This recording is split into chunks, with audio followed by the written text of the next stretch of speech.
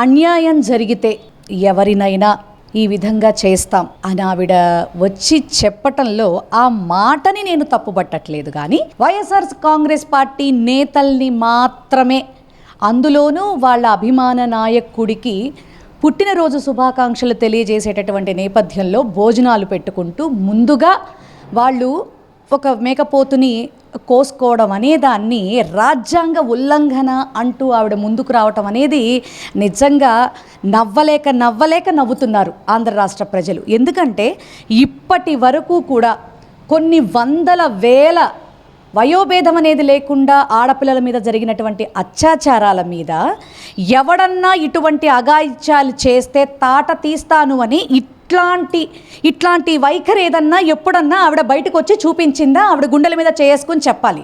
Basically she is a human being and women also. అయినప్పటికీ కూడా ఎవరికి ఉపయోగం? ఈ రాష్ట్రంలో ఒక మహిళా హోంమంత్రిగా మహిళలకే అన్యాయం జరుగుతుంటే, మహిళలకే రక్షణ లేకపోతూ ఉంటే ఈవిడ వల్ల ఎవరికి ఉపయోగం? నిజంగా ఇలాంటి వాటన్నిటినీ చూస్తుంటే చాలా బాధాకరంగా ఉంది. ఆవిడ బెదిరించినంత మాత్రాన ఇక్కడ బెదిరిపోవటానికి ఎవరూ లేరు. అందులోనూ సిగ్గుచేటు ఏంటంటే డీజీపీ గారు నిన్న మాకు ఇలా ఎందుకు చేశారు అని మీడియా మిత్రులు అడుగుతూ ఉంటే మాకు పెట్రోలింగ్ వెహికల్స్ లేవు అని చెప్తా ఉన్నారు. నిజంగా అంతేలేండి, ఎందుకంటే రీసెంట్లీ మరి హోంమంత్రి గారి సారథ్యంలో మరి ఈ శాఖ అంతా కూడా మరి 36వ ర్యాంక్కి మరి మన దేశంలోనే పడిపోయినటువంటి పరిస్థితుల్లో మనకి మరి చూడటానికి బీట్ కానిస్టేబుల్స్ ఉండరు, ట్రాఫిక్ కంట్రోల్ చేయడానికి ట్రాఫిక్ వాళ్ళు ఉండరు, మనకి వెహికల్స్ ఉండవు. మరి పాపం పోలీసు వారంతా కూడా రోడ్డు మీద నడుస్తూ పాపం పనులు చేస్తున్నారు కదా, అందుకనే వాహనాలు ఉండవండి. వాళ్ళు చెప్తోంది కూడా పాపం మనం అర్థం చేసుకోవాల్సినటువంటి విషయం.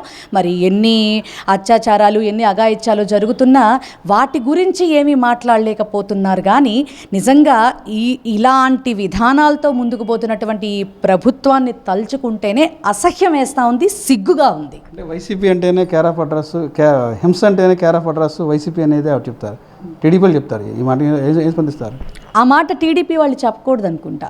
అసలు ఈ కూటమి ప్రభుత్వం అయితే అసలు చెప్పకూడదు. రావడంతోనే అనంతపురం జిల్లాలో ఒక అతన్ని రోడ్డు మీద కత్తి పట్టుకుని టీడీపీకి సంబంధించిన వ్యక్తి ఒక అతను అడ్డంగా నరుకుతుంటే ఈవిడేం చేశారు? పల్నాడు జిల్లాలో చెప్పండి ఏం చేశారు?